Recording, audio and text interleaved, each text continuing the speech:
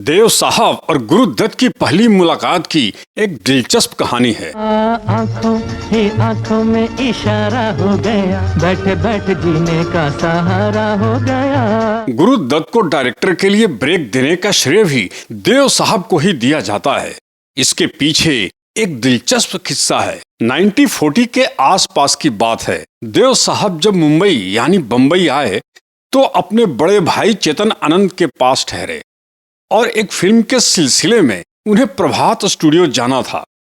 उस समय इस इलाके में एक ही लॉन्ड्री थी जहां देव आनंद अपने कपड़े धुलवाया करते थे। उस दिन जब वो लॉन्ड्री पहुंचे तो उनके कपड़े गायब थे। देव दूसरे कपड़े पहनकर स्टूडियो पहुंचे। वहां जाकर देखा कि एक लड़के ने उनके वही कपड़े पहने थे जो लॉन्ड्री से गायब हुए थे। वह उस लड़के के पास गए और कहा, यार तुम्हारे कपड़े बहुत अच्छे लग रहे हैं, कहाँ से लिए? लड़के ने जवाब दिया, मेरे नहीं है। आज लॉन्ड्री वाले के यहाँ गया तो उसने मेरे कपड़े धोए नहीं थे, मुझे वहां ये कपड़े बढ़िया लगे तो उठा लाया। देव आनंद को इस लड़के की साफ गोई और सच्चाई बहुत पसंद आई। ये लड़का कोई और नहीं, गुरु दत्त साहब थे। यही से दोनों की दोस्ती शुरू हुई और गुरु दत्त से वादा किया, मैं जब भी अपनी पहली फिल्म बनाऊंगा उसे तुम ही डायरेक्ट करोगे। अपने पे भरोसा है तो ये दाव लगा ले। देव साहब को एक्टिंग के साथ ही लेखन डायरेक्शन में भी बहुत दिलचस्पी थी। देव साहब अपने फिल्मी करियर के शुरुआती दौर में ही वर्ष 1949 में उन्होंने नवकेतन फिल्म के नाम से अपनी प्रोडक्शन कंपनी की शुरुआत की और देव साहब ने प्रोडक्शन कंपनी खोलते ही गुरु दत्त से किया हुआ वादा निभाया।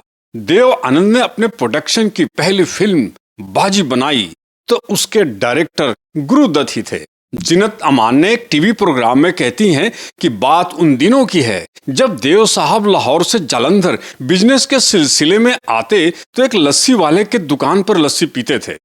तब उस लस्सी वाले ने कहा था कि तुम्हारे सिर पर सूर्य है, तुम एक दिन सितारा बनोगे। कहते हैं जब भाग्य ऊपर वाला बनाता है तब उस मुकाम के लिए किसी न किसी के जरिए आप मंजिल तय करते हैं। बड़े भाई चेतन आनंद पहले मुंबई आ चुके थे। बहुत समय बाद देव आनंद साहब अपने बड़े भाई चेतन आनंद के पास मुंबई आए, यानी तब के बम्बई आए। अंग्रेजी साहित्य में पढ़ाई करने के बाद 1940 की शुरुआत में देव आनंद मुंबई चले आए। यहाँ उन्होंने चर्च गेट पर मिलिट्री सेंसर के ऑफिस में 65 रुपए की पगार पर नौकरी की। इसके बाद उन्होंने एक अकाउंटिंग फर्म में 85 रुपए प्रति माह की नौकरी बतौर क्लर्क की। इसके बाद वो अपने बड़े भाई चेतन आनंद के साथ जुड़ गए। जब पहली फिल्म मिली तो साइड रोल में नहीं, देव साहब लीड हीरो थे। देव आनंद की मुख्य अभिनेता के रूप में पहली फिल्म हम एक हैं 1946 थी। खैर भूल जाइए, हिंदुस्तान के गांव में ऐसे वाकयात रोज हुआ करते हैं। हालांकि ये फिल्म नहीं चली। देव आनंद के बारे में कहा जाता है कि वह इतने हैंडसम और स्मार्ट थे कि उन्हें फिल्में भी यूं ही मिल जाया करती थी।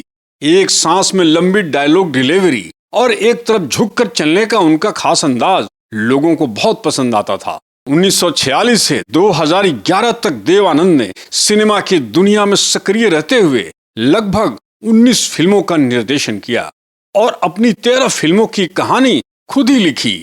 बतौर अभिनेता देवानंद की सबसे अधिक चर्चित फिल्में थीं गाइड, जिद्दी, काला पानी, हरे कृष्णा हरे रामा और मुनीम जी। देव साहब ने अपने करियर में 116 फिल्मों में काम किया। फिल्म गाइड आज भी दर्शकों को पहली पसंद है।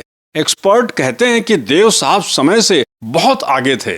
Live in relationship film guide के जरिए पहली बार पर्दे पर दिखाया गया था।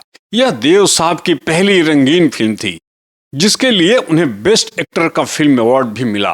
मुसाफिर जाएगा कहाँ? देव आनंद को उनके रोमांटिक रोल और जबरदस्त स्टाइल के लिए जाना जाता है। हिंदी सिनेमा के राजेश खन्ना भी देव साहब से बहुत प्रभावित थे, उन्हें पसंद करते थे। एक टीवी प्रोग्राम में आशा पारिक कहती हैं कि आई थिंक जितना अपार भीड़ और लोकप्रियता दर्शकों ने राजेश खन्ना को दी उतनी ही लोकप्रियता देव साहब को भी मिली थी।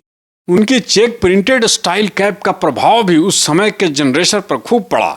बड़े कॉलर वाली शर्ट और स्कार्फ जैसे कई फैशन स्टाइल देव साहब की ही देन है। देव साहब के कपड़े और फैशन उस वक्त अंग्रेजी स्टाइल के थे। हिंदी सिनेमा के शुरुआती दुनिया में अगर कहा जाए तो देव साहब स्टाइल के जनक थे।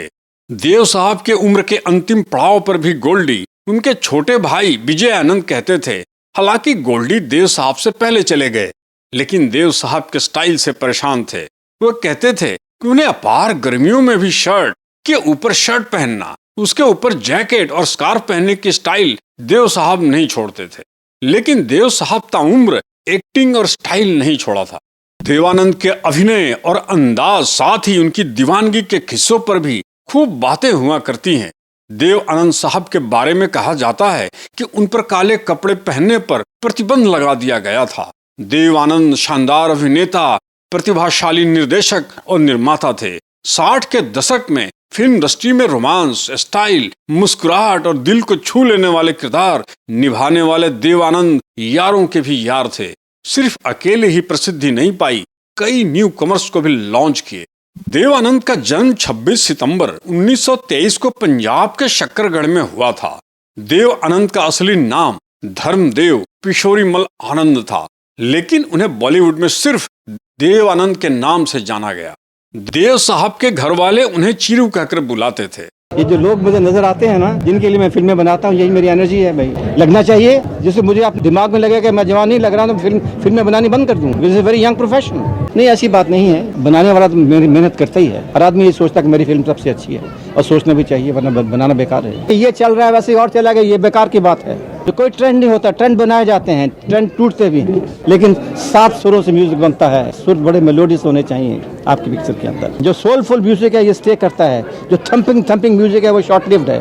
कोई वही कैमरा है, वही रोल है, वही दिमाग है, सिर्फ ऑडियंस थोड़ी ज्यादा है, ऑडियंस थोड़ी रेस्टलेस है, लोग ज्यादा, पॉपुलेशन ज्यादा है, और कुछ नहीं है। कंपटीशन ज्यादा है। सिनेमा के साथ टेलीविजन है, स्काई चैनल है, दूरदर्शन है। इसका कंपटीशन नहीं था 10 साल पहले, अब कंपटीशन है। तो बहुत बेहतरीन पिक्चर होती है तो चलती है, अगर बेहतरीन नहीं लगे लोगों को तो नहीं चलती। लेकिन ये अच्छी बात है, इसलिए कि चैलेंज नहीं हो तो क्वालिटी नहीं आती। मेरा कंपटीशन जो है मेरे खुद से है, अपने आप से है। अपने पिछले काम को बीट करना चाहता हूँ हमेशा, हर वक्त, चाहे एक्टर हूँ, चाहे प्रोड्यूसर हूँ, चाहे डायरेक्टर हूँ। Conviction is the most important thing. If I am not convinced I wouldn't make a picture. If I am convinced I like to take the world along with me. नहीं, आज भी है sir, सबके अपना अपना style है। अब मेरे लिए कहना बहुत मुश्किल है। It's very unprofessional to speak about our colleagues in the profession. I am expecting I should touch the heavens. Why not?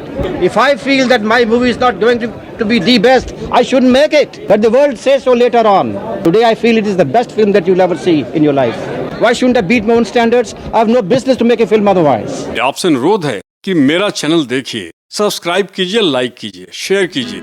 आज इस वीडियो में इतना ही। प्रणाम। खोया खोया चाँद, खुला आसमान,